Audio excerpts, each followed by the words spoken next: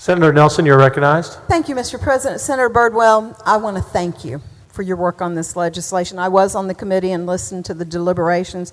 This is one of the hardest votes that I've had to cast in a number of years because my constituency is so torn on this issue. And I've shared their concerns with you. And they're passionate on both sides. I've got those who absolutely believe that your legislation is so important, and you articulated yourself very well on the need for this. The constituents that I represent who are adamantly opposed to this, their main fear, and I've shared this with you, is the potential of the convention to exceed its scope.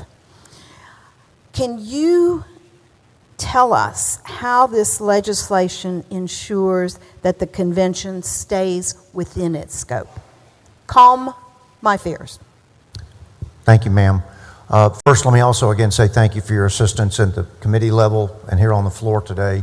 It is greatly appreciated. I know particularly your constituents, Senator Estes' constituents, have been concerned. It does it in two ways.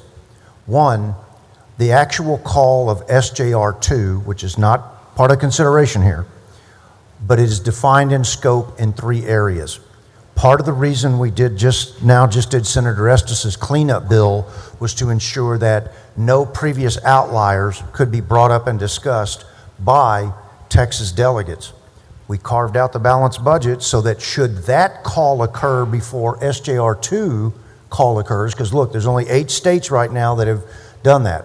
Other states are in the process of reconsideration of it.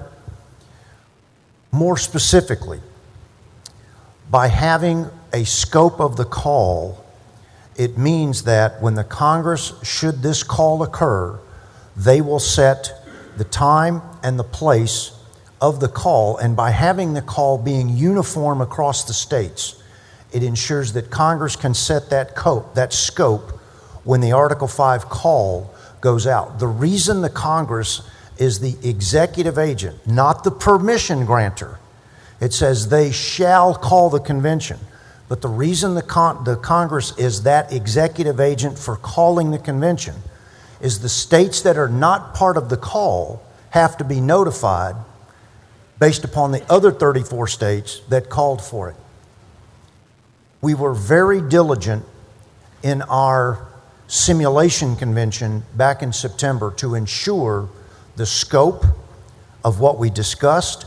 And in fact, because this would be a legislative body, we used Mason's rules, which are similar to what we use here. We had the parliamentarian of a legislative body be our parliamentarian for the simulation. In those ways, that's how the scope of this convention is controlled.